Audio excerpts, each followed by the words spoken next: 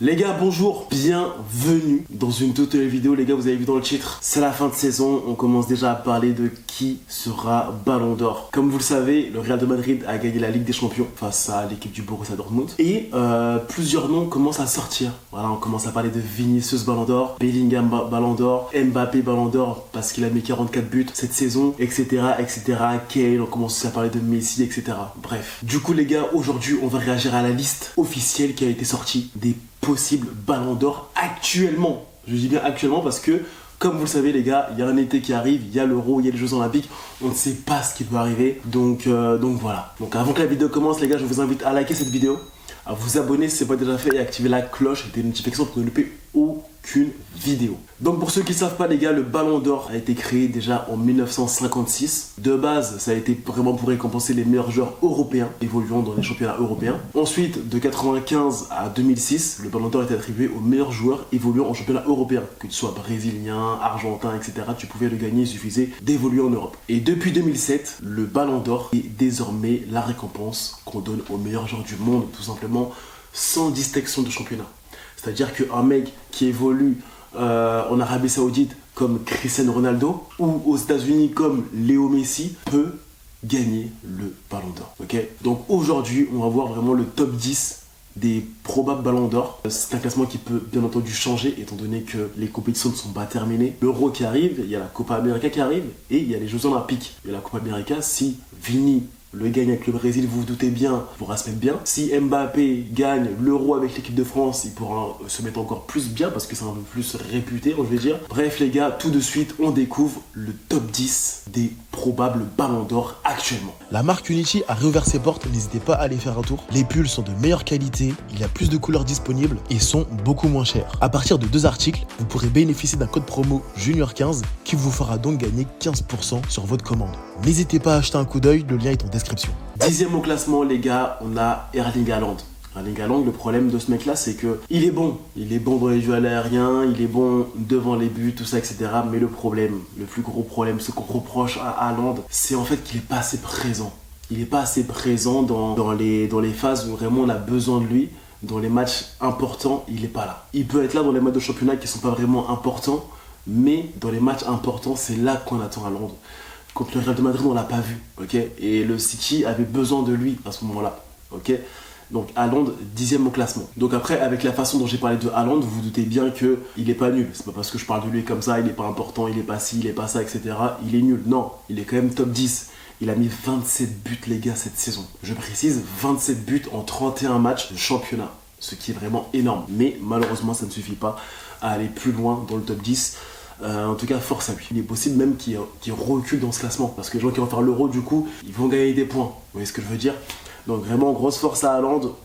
Et 10e place, c'est déjà pas mal. Ensuite, à la 9e position, nous avons le jeune crack, monsieur Phil Foden. Phil Foden, c'est un mec qui explose depuis quelques années, qui commence à monter vraiment en puissance. Créativité, technique, rapidité, prise de risque. Il lâche des frappes vraiment incroyables. Il marque dans les matchs importants. On l'a vu face au Real de Madrid, on sait qu'on peut compter sur lui. C'est un crack, il a du génie. Certains disent même que cette saison, il est meilleur que Messi. Carrément, il y en a, ils disent qu'il est meilleur que Messi actuellement. Genre, il foudroie Messi. Donc, mesdames et messieurs, Phil Foden. On espère aussi pour lui voilà, qu'il va aller très loin à l'Euro. L'équipe d'Angleterre est une très bonne équipe. Il y a Phil Foden, il n'y a pas Rashford, il y a plein de joueurs qui ne sont pas appelés, Rashford, Sancho, tout ça, etc. Mais Bellingham, Harry Kane, etc. Donc, c'est vraiment une équipe qui peut créer la surprise et qui peut vraiment aller loin. Phil Foden peut vraiment être décisif lors de cet Euro. Donc on a vraiment hâte de voir ça. En tout cas pour l'instant, Phil Foden, 9e au Ballon d'Or. À la 8e place de ce classement les gars, chose qui fait bien entendu polémique, nous avons monsieur Lionel Messi qui enchaîne but sur but et énormément de passes décisives. J'ai vu la dernière fois carrément il a mis 5 passes décisives en un match. Bref, comme je vous l'ai dit les gars au début de vidéo, le Ballon d'Or récompense le meilleur joueur du monde, peu importe le championnat. Donc peu importe que tu évolues en Arabie Saoudite, aux États-Unis, en Afrique, etc. Peu importe, ça récompense le meilleur joueur du monde. Mais bien entendu, le championnat va peser. Plus c'est un championnat important et plus tes buts et tes passes D et tes performances seront plus importantes. Et plus c'est un championnat faible et moins ça sera important, vous vous doutez bien. Moi j'évolue en championnat amateur, je peux mettre 15 buts à tous les matchs, je ne serai pas top 50 Ballon d'Or. Ok. Donc ça fait aussi polémique étant donné que la MLS n'est pas du tout réputée pour être un championnat de haut niveau, même si ça évolue depuis quelques années. Maintenant il y a Messi les gars. C'est vrai que ça, voilà, C'est vrai qu'il y en a qui sont contre, il y en a qui sont pour, etc. Moi, personnellement, je ne mettrais pas Messi 8ème. À un moment donné, ça va. Je sais qu'il est très très bon, il marque beaucoup de buts, il est très important pour son équipe, etc. D'ailleurs là, il est actuellement à 12 matchs, 12 buts et 9 passes D. J'avoue, sur ça, on peut s'incliner. C'est quand même extraordinaire de marquer 12 buts, 9 passes D en 12 matchs. C'est une dinguerie. Donc voilà, pour l'instant, Messi 8ème. N'hésitez pas à me dire ce que vous en pensez en commentaire. On aimerait avoir un espace discussion dans le chat. Donc n'hésitez pas vraiment à dire ce que vous en pensez à chaque fois que je rentre dans ce classement. Numéro 7, les gars, Rodri. Rodri qui fait une excellente saison. Pour moi, il fait vraiment une meilleure saison que Phil Foden ou encore Haaland. Il a été vraiment un pilier pour cette équipe de City. Il joue très bien. Il est vraiment généreux défensivement, offensivement également. Et Rodri, voilà, c'est un joueur constant. C'est ça en fait un ballon d'or. Un ballon d'or doit être un joueur constant. C'est typiquement le profil d'un joueur qui peut aller très loin au ballon d'or, mais malheureusement qui ne pourra pas le gagner. On va pas se mentir, les gars, c'est très rare de voir des milieux défensifs gagner le ballon d'or. À la limite, il y avait des mecs à l'ancienne comme Yaya Touré qui gagnait le ballon d'or africain, etc.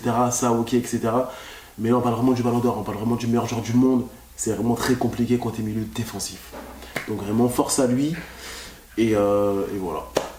Rodri, du coup, 7ème. On va passer directement au 6ème au classement. Le 6ème au classement, les gars, c'est le petit crack, Monsieur Wirtz, le joueur de Leverkusen. Leverkusen ont fait une excellente saison cette année, même si ils ont perdu en finale et que Wirtz a été malheureusement très mauvais lors de la finale. Il a été vraiment en dessous de ses performances habituelles. Ça ne gâche pas vraiment sa grosse saison. Il a quand même fait une grosse saison. Dans le classement, il est 6ème et personnellement, je le mettrais même 5ème, voire même peut-être 4ème. Il a vraiment prouvé que on pouvait compter sur lui.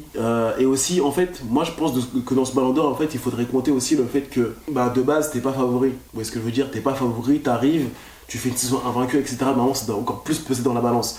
Vous savez, imaginons par exemple le PSG en championnat. Imaginons le PSG fait une saison où on gagne,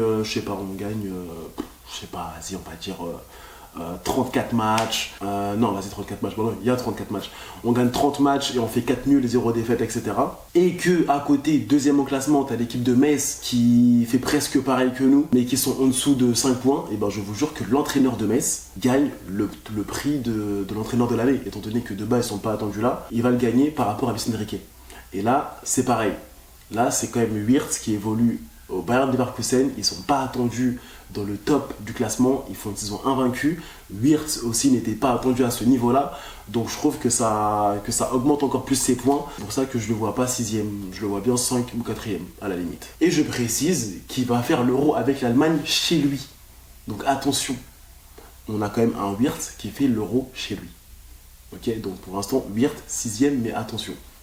Maintenant, passons au 5ème. Le 5ème au classement, les gars, bien entendu, c'est Monsieur Toni Kroos. Toni Kroos qui... après, je sais pas s'il peut le gagner, parce que là, en fait, il a gagné la Ligue des Champions. Il va faire l'Euro avec l'Allemagne. Et s'il gagne avec l'Allemagne, en étant, imaginons, meilleur joueur de la compétition, est-ce qu'il peut gagner le Ballon d'Or? Parce qu'en fait, après ça, il prend sa retraite. Il part. Donc, je sais pas si un joueur qui arrête peut revenir quelques mois après et dire vas-y, je suis Ballon d'Or. Je sais pas. Genre, en tout cas, j'ai jamais vu ça. Dites-moi si vous avez déjà vu ça en commentaire. En tout cas, moi, j'ai jamais vu ça personnellement. J'oublie peut-être, mais voilà, moi j'ai jamais vu ça. Je sais qu'en 2006, Zidane était vraiment à son prime de zinzin, enfin à son prime, à un de ses primes parce qu'il y a eu plusieurs primes. Pour moi, Zidane après sa retraite, en étant le meilleur joueur du monde, il aurait gagné la Coupe du Monde, il serait parti en retraite, mais pour moi, il aurait mérité le Ballon d'Or juste après. Vous voyez ce que je veux dire? Donc c'est vraiment compliqué, je sais pas comment ça aurait pu se passer, mais voilà, dites-moi en commentaire. Mais en tout cas, voilà, pour l'instant, par rapport à ce qu'on voit actuellement, Toni Kroos est 5ème au classement des Ballons d'Or. Il est top 5 des meilleurs joueurs du monde, les gars. Ok? Maintenant, le top 4. À la 4ème position, les gars, nous avons Monsieur Kylian Mbappé. Moi, je suis pas d'accord, personnellement. Je suis pas d'accord, mais c'est le classement qu'on m'a donné. Je suis pas d'accord, pourquoi? Je suis pas d'accord parce que moi, en fait, je le mettrais 3ème. Je le mettrais 3ème, car pour moi, il est meilleur que le 3ème. J'ai vu le 3ème. Mais Kylian Mbappé, voilà, fait une excellente saison. Il a marqué 44 buts. Plein de gens lui tapent dessus. Ils lui tapent dessus en disant que oui, Mbappé est en dessous de ses performances. Je sais pas si vous avez vu l'interview avec Griezmann il y a pas longtemps. Un journaliste a dit à Griezmann, oui, qu'est-ce que tu penses de Mbappé qui est en dessous de ses performances, etc. Le mec, il a quand même marqué 44 buts cette saison. C'est une dinguerie, ok? On tape sur un mec qui marque 44 buts en une saison, les gars. C'est une dinguerie, c'est une folie. Mais bref, les gens préfèrent taper sur Mbappé, voilà, c'est vraiment l'ennemi des médias, etc. Bref, on s'en fout. Kylian Mbappé, pour moi, ne mérite pas cette 4ème place. J'espère qu'il fera un très très bon Euro. Ok, l'équipe de France qui fait aussi partie des favoris, des 3 plus gros favoris de l'Euro. On parlera de l'Euro plus tard dans d'autres vidéos, différentes. On parlera des favoris, des pépites de l'Euro, les joueurs qu'on attend à l'Euro, qui sera meilleur buteur, qui sera meilleur passeur, etc. On va un peu prédire l'Euro. Ne vous inquiétez pas, j'ai prévu des vidéos pour ça, qui sortiront en temps et en heure. Mais voilà, pour l'instant, Kylian Mbappé est toujours dans la course. Surtout si l'équipe de France gagne l'Euro et que Mbappé finit avec 12 buts, imaginons. Il pourra un peu titiller Vinicius Junior, qui est pour l'instant le grand favori. Le numéro 3, les gars, vous le connaissez, c'est un joueur qui a évolué. Le numéro 3, les gars, vous le connaissez, c'est un joueur qui a évolué à Tottenham, qui a été maudit par les trophées. Il n'a jamais gagné de trophée dans sa carrière. Il est parti au Bayern de Munich, un club qui enchaîne les trophées, qui gagne tous les ans un trophée. Et là, comme par hasard, il arrive là-bas, il gagne rien. Il ne gagne rien. Mais qu'est-ce qu'il fout dans ce classement Ballon d'Or? Monsieur Harry Kane, les gars, 3ème au classement du Ballon d'Or. Provisoirement, je ne sais pas pourquoi. Après, oui, on sait pourquoi. C'est un mec qui marque beaucoup. En championnat, il est quand même à 36 buts en 32 matchs. Et 8 buts en Ligue des Champions sur 12 matchs. C'est une dinguerie. C'est un monstre. Individuellement, c'est un monstre. Il marque aussi dans les matchs importants. Donc c'est vraiment un monstre confirmé. Donc du coup, voilà, c'est pour ça que Monsieur Harry Kane est pour l'instant top 3 Ballon d'Or. Je dis pour l'instant car lui aussi va faire l'Euro cet été. Il est dans une équipe en pleine forme. T'as Phil Foden, Bellingham qui pourront l'aider à marquer. Et lui, vraiment en serial killer, capitaine de l'équipe dans l'Angleterre, qui tire les pénaltys, qui va sûrement tirer aussi les coups francs peut-être, je ne sais pas. Donc il peut être très décisif dans cet Euro et très dangereux. Donc attention à Harry Kane, les gars. Maintenant les gars, passons au top 2 Ballon d'Or actuellement. Mesdames et messieurs, vous le connaissez. C'est un tisme sucré pour certains et certaines. Un joueur très talentueux pour d'autres. Vraiment le futur génie du football. Il s'agit bien entendu de Jude Bellingham. Jude Bellingham, les gars, c'est vraiment l'espoir, l'avenir, l'élégance, la classe sur le terrain. La pression sur l'adversaire. Ce mec-là, il presse comme un bâtard, les gars. Il presse comme un bâtard, il veut pas lâcher le ballon. Et ce qui nous a choqué cette année, c'est que franchement, Jude Bellingham s'est révélé buteur. Il a fait 28 matchs de championnat, il a marqué 19 buts. C'est un milieu de terrain, à vocation de base, même défensif à la base. Mais là, il a un peu plus monté, milieu central. Et des fois, il a un peu plus aux actions offensives. Je dirais pas milieu offensif, mais il participe beaucoup offensivement. Et le mec a marqué 19 buts. En Ligue des Champions, il a marqué 4 buts en 11 matchs. Le gars est présent. Le gars a gagné la Ligue des Champions. Le gars est actuellement le meilleur milieu de terrain du monde. Donc, bien entendu, il fait partie des grands favoris pour être Ballon d'Or. Donc là, il vient de gagner la Ligue des Champions, je vous explique. Il va faire l'Euro avec l'Angleterre. L'Angleterre qui est vraiment très chaud actuellement. Si l'Angleterre gagne, les gars, il a de grandes chances de gagner le Ballon d'Or. Il faut qu'il fasse un gros Euro, qu'il soit élu meilleur joueur, meilleur passeur, meilleur buteur, etc. Faut qu'il soit décisif. On va pas se le cacher, il faut qu'il soit décisif. Après, je dirais pas que c'est important d'être meilleur buteur, meilleur passeur, genre obligatoire, mais qu'il soit élu meilleur joueur. S'il est élu meilleur joueur, les gars, il va se mettre bien. Il va se mettre très très bien. Maintenant les gars, le top 1 Ballon d'Or, vous le connaissez. Vinicius JR qui réalise vraiment une saison extraordinaire. Il est décisif, il est rapide, il est spectaculaire, il nous régale. Il nous offre vraiment du vrai football. Il dribble, il fait des gestes techniques, c'est beau à voir jouer. Il régale le public, il sait jouer avec le public. Il est bien avec les médias. Il est beaucoup mieux qu'avant avec les médias. Et ça compte pour être Ballon d'Or. Il marque en finale. De Ligue des Champions. C'est actuellement vraiment le meilleur joueur du monde. On va pas se le cacher, les gars. Vini. En plus, le pire, c'est que lui, contrairement à des Haaland, des Mbappé, etc., c'est que dans les matchs importants, il a vraiment été plus présent que Mbappé et Haaland. Après, je ne mets pas Mbappé au niveau de Haaland. Haaland, c'est vraiment zéro dans les matchs importants. Mbappé, il a quand même porté le PSG contre la Real Sociedad, etc. Okay, mais Vini, c'est vraiment à tous les matchs importants, il est là. Tous les matchs importants du Real, il se cache pas. Okay, il est là, il tente, il a un peu le fuego, il a un peu la Joga Bonito, tu vois ce que je veux dire, de Ronaldinho à l'ancienne, de Neymar à l'ancienne, etc. Je dis pas qu'il a le niveau des Ronaldinho et Neymar, je dis juste qu'il a la Jinga de ces joueurs-là. C'est-à-dire que quand il faut être là, il est là. Vous voyez ce que je veux dire? Attention, il y a des gens qui vont faire l'Euro, mais lui, il faut qu'il se focus sur sa canne. Sur sa canne. Lui, il faut qu'il se focus sur sa Copa América. s'il fait une bonne Copa América et qui va en finale, qui gagne, etc., qui marque, là, il s'assure le Ballon d'Or direct. Si, à contrario, le Brésil sort en premier, imaginons le Brésil sort en premier. Les gars, imaginons le Brésil sort en premier. Bellingham gagne l'Euro. À votre avis. Dites-moi en commentaire juste, hein, c'est une question. À votre avis. Maintenant qu'on a fini la vidéo, on va se poser des questions maintenant. À votre avis. Vini sort au premier tour.